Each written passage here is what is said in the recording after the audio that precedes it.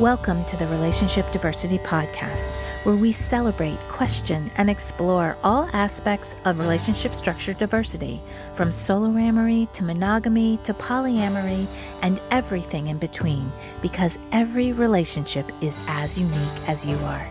We'll bust through societal programming to break open and dissect everything we thought we knew about relationships, to ask the challenging but transformational questions: who am I, and what do I really want in my relationships? I'm your guide, Carrie Jaroslaw, best-selling author, speaker, intuitive, and coach. Join me as we reimagine all that our most intimate relationships can become.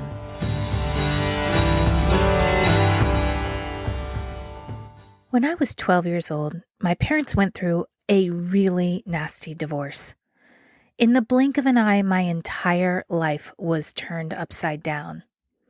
It came out that my father was having an affair with a family friend. My mom was understandably angry, and in my eyes, my beloved dad fell from grace. My parents yelled at each other like never before. It was actually the first time I had ever seen them argue. In my entire 12 years, I had never witnessed them even yelling at each other. But everything changed. They were not only yelling, they were pushing each other, blaming each other. When I went to school, kids were talking about me behind my back. I heard the whispers, the mean giggles, the pointing fingers.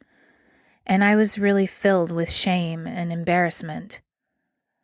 This was the moment where most of my early relationship beliefs were formed, and they then informed my own relationships, or lack of relationships. I never really dated in high school, and very rarely in college. And even in those times, it always seemed that the guy lost interest or the guy broke up with me. And after college, I moved to New York City to get into casting and theater. I got into a relationship that I thought was it. I thought he was the one.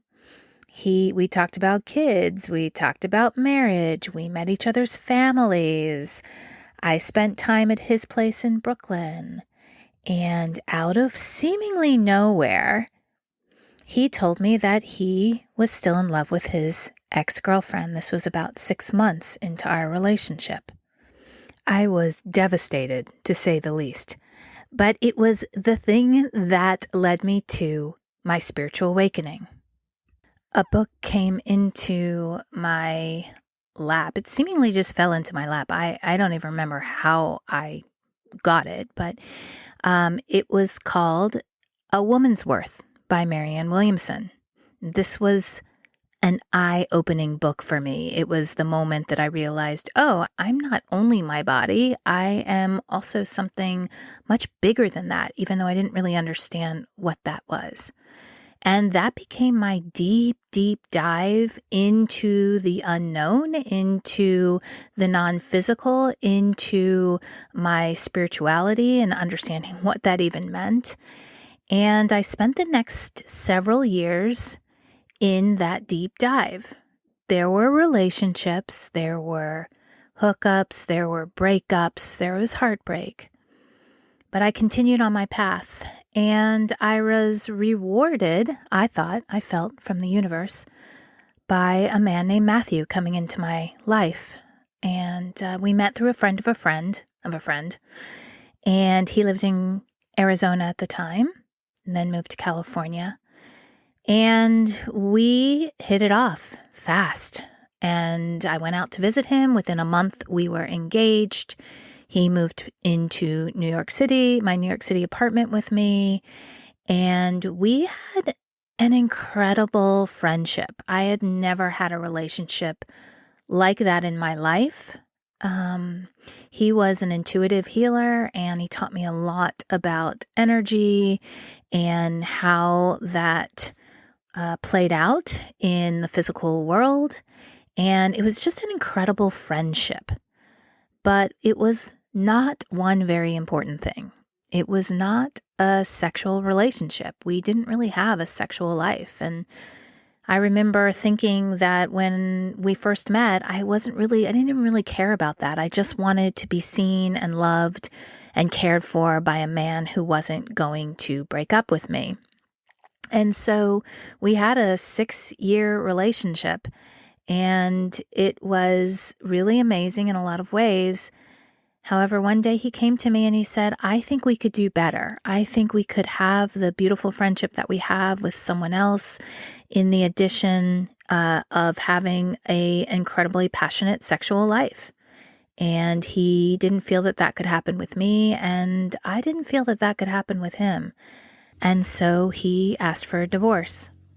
And there I was again, heartbroken and broken up with. And I came to a fork in the road. This was a choice point in my life. And the choice was either I close off my heart forever and just say, well, I tried, but I just kept getting hurt again, and I don't want to get hurt again and again and again, so I'm just going to stop. Or I could make the decision to go into it with the most courage I ever had. And that's what I chose to do. A friend of mine came to me with 2 names, and she said, I want to tell you about these 2 people who could help you. One was a Vedic astrologer, and one was an energy doctor. And just something in me said, that is the energy doctor. That's who I want to go to. And I started seeing this doctor 2 times every week, and went into it and found some huge pain that I had buried so deeply.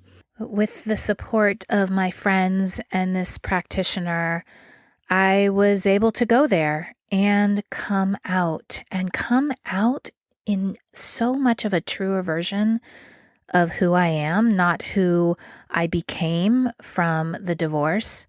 I took the blame off of my father and really looked at, from a soul perspective, what I was creating and what I was wanting to experience, and how that divorce served me and made me the woman that I am today, or that I was in that moment. It was so powerful. And I knew that the healing had happened when my father flew out to Las Vegas, where I was.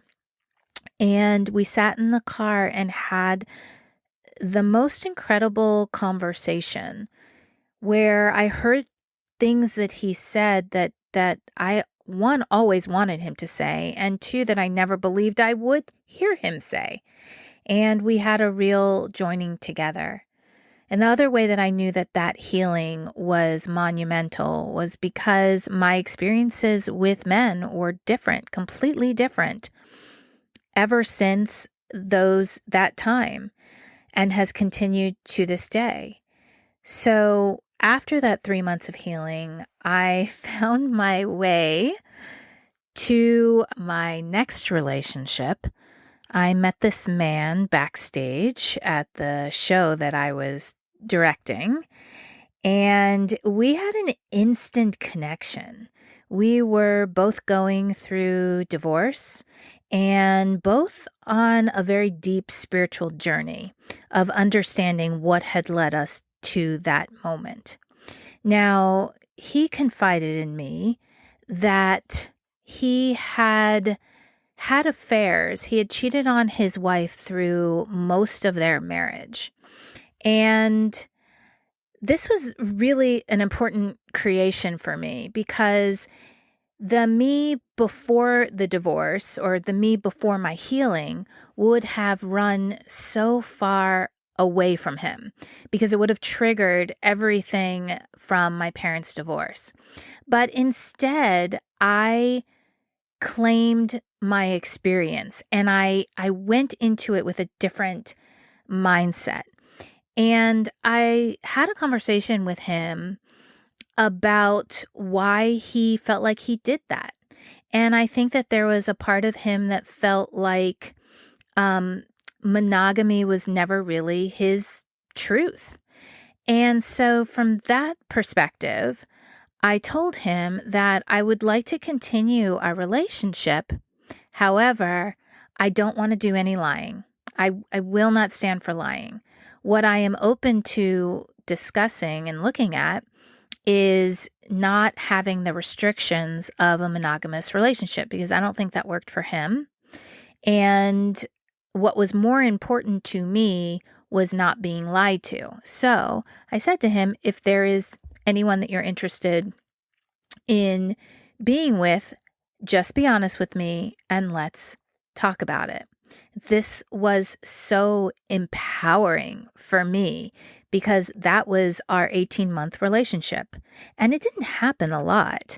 It was actually very few, maybe only like a couple times did it happen with him and also happen with me.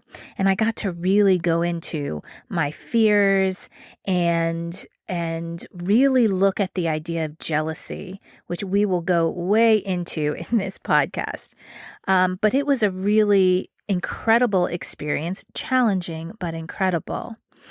And it shifted me out of a victim mentality and into an empowered mentality and an empowered experience.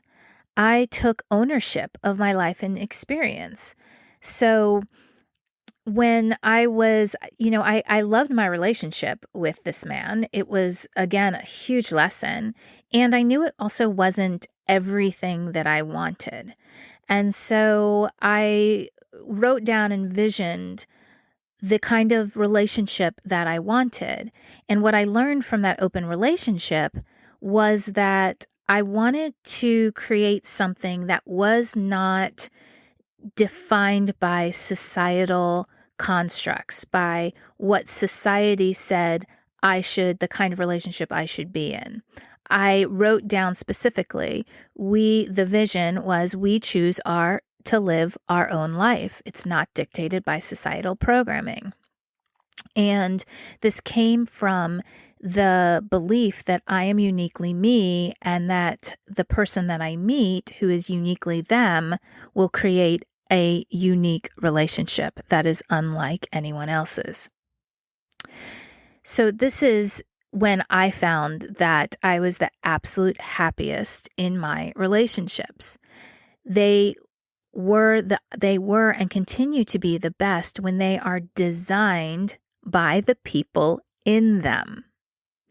So this has become all of my relationships since that time, right after my divorce. And we'll go into more of that on future episodes.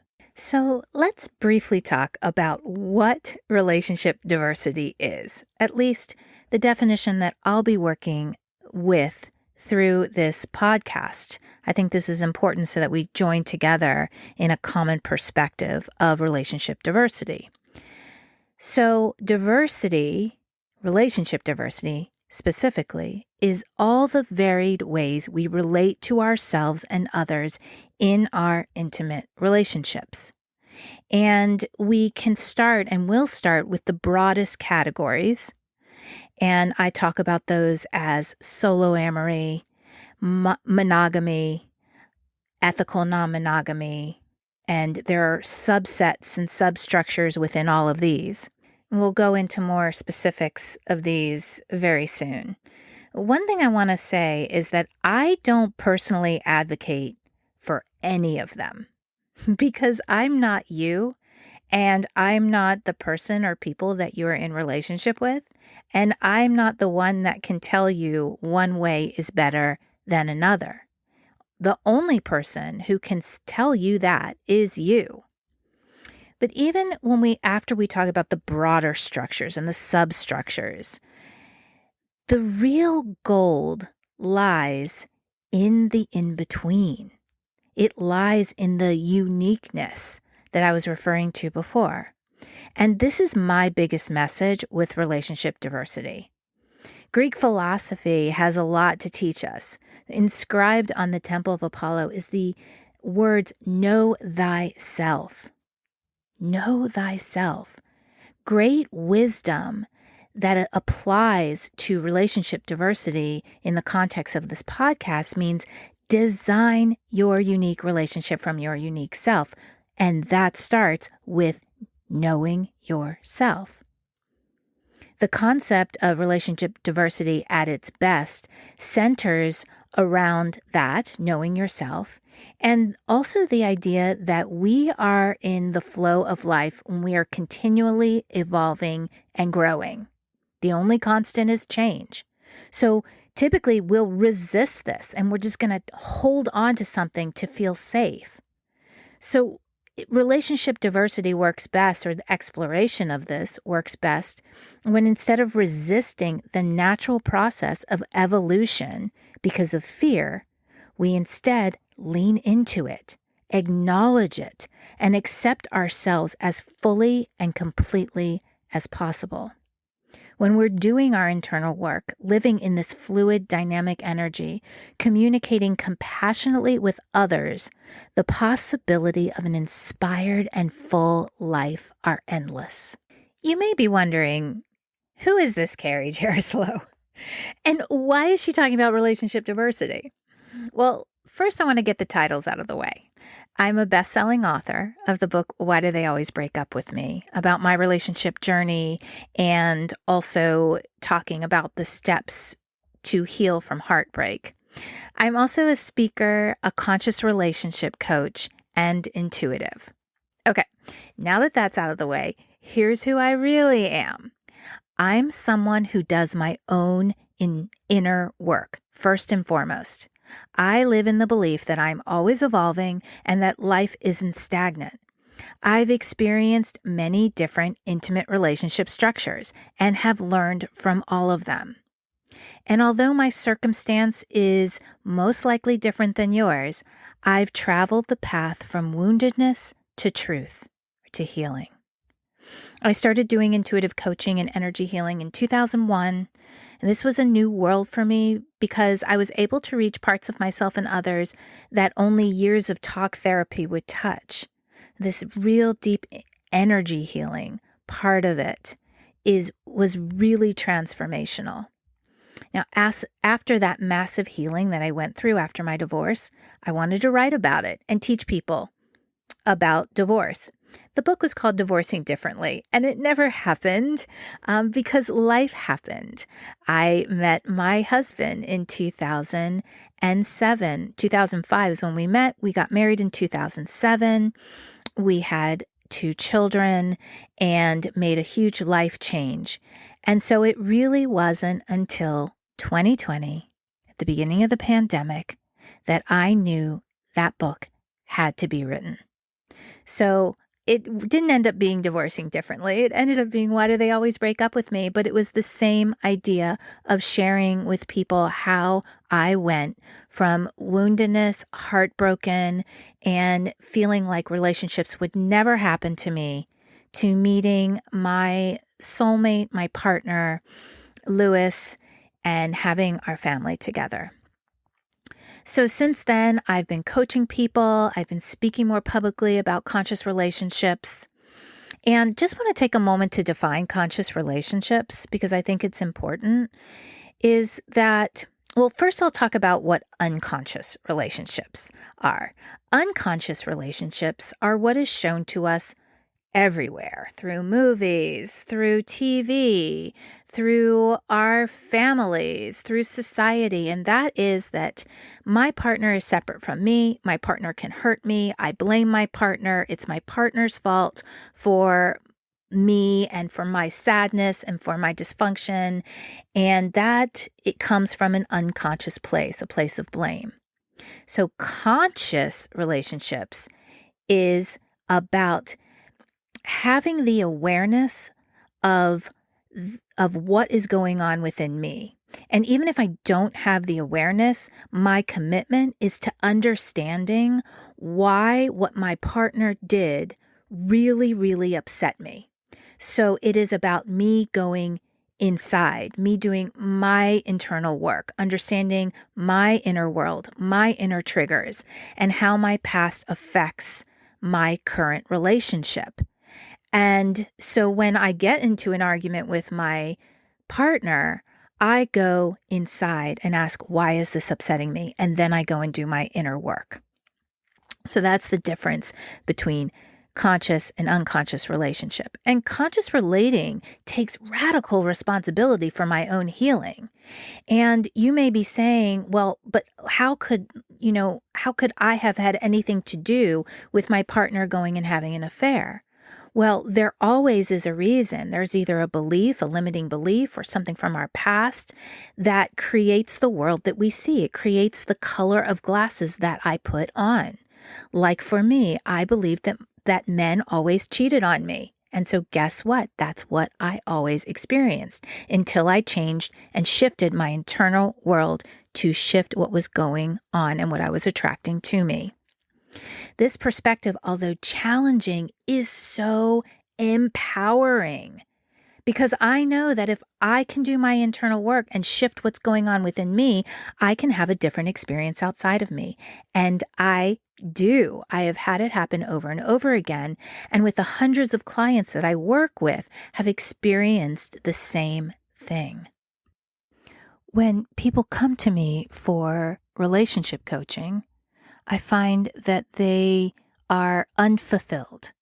They don't even really know who they are. They've hidden themselves from a place of safety to keep themselves safe. There's always a reason, and that's important to identify.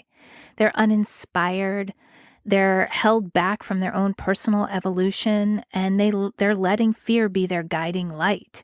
They're letting the woundedness be the motivation for their words and actions in relationships. And a lot of times this leads to expectations and obligations that they put upon a certain relationship that are impossible to fill, and ultimately leads them to feeling like a complete failure in their intimate relationships. And I recognize them. I recognize myself in them. I have felt that way too. And it's what kept me perpetually experiencing these relationships that never seemed to be what I want, that were unfulfilling, and that always ended up in heartbreak. It doesn't have to be this way. And this is why this subject of relationship diversity is so important to me, because it takes the shoulds and the have-tos out of your relationships. This is the scenario where all the shame of not doing it right, not being good at relationships can finally be released. It releases the societal programming or rules that someone else has determined makes a relationship good. Relationship diversity says, who am I and what do I really want in my relationship? And then what is keeping me from experiencing that? What is the woundedness? Let me go inside and look at what that is so that I can release it. This brings you the freedom to be your own unique person in your own unique relationships. Therefore, the main qualifier of a fulfilling, successful relationship in the context of relationship diversity becomes, am I being my true self in this relationship? And am I honoring my needs and desires while also honoring and being compassionate to my partners? The way to start reimagining all that our relationships can become is to have conversations. And not just any conversations, not just surface conversations, but open, real, and raw conversations about being in relationship with ourselves and others. And that is why I feel that now is the time to do this podcast, to invite you into the conversation. Let's lift the heaviness of shame and bring these conversations out into the open. I choose to create a world where my uniqueness is not only accepted, but it is celebrated. And it begins with me knowing, accepting, and loving myself so that I can be the first one to celebrate my true self. Now close your eyes and imagine yourself being you in your relationships. Even if you don't know who that you is yet, just imagine being you in your relationships. expressing yourself openly with love and being met by the other person. Imagine being seen and accepted. Imagine throwing out the rules that don't work for you and seeing how your relationship can be the fullest expression of who you are. I hope that you'll join me on this journey, because together we can explore and understand how to create the most beautiful, colorful, expansive, and diverse relationships. I believe that this could help us move out of the divisive world we've been experiencing to a more inclusive, vibrant, and loving world. Stay tuned and stay curious. Thank you for listening to the Relationship Diversity Podcast. Want to learn more about relationship diversity? I've got a free guide I'd love to send you. Go to www.relationshipdiversitypodcast.com to get yours sent right to you. If you liked what you heard, please subscribe to the podcast. You being here and participating in the conversation about relationship diversity is what helps us create a space of inclusivity and acceptance together. The more comfortable and normal it is to acknowledge the vast and varied relating we all do, the faster we'll shift to a paradigm of conscious, intentional, and diverse relationships. New episodes are released every Tuesday and Thursday. Stay connected with me through my website, carriejaroslow.com, Instagram, and TikTok. Stay curious. Every relationship is as unique as you are.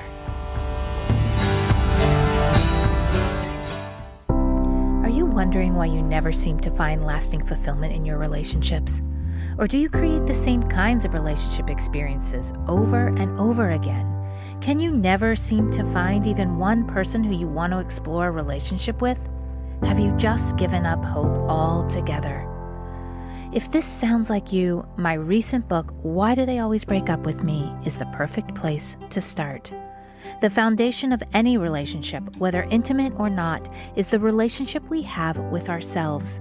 In the book, I lead you through 8 clear steps to start or continue your self-exploration journey. You'll learn about the importance of self-acceptance, gratitude, belief shifting, and forgiveness, and given exercises to experience these life-changing concepts. This is the process I use to shift my relationships from continual heartbreak to what they are now, fulfilling, soul-nourishing, compassionate, and loving. It is possible for you. This book can set you on a path to get there. Currently available through Amazon or through the link in the show notes.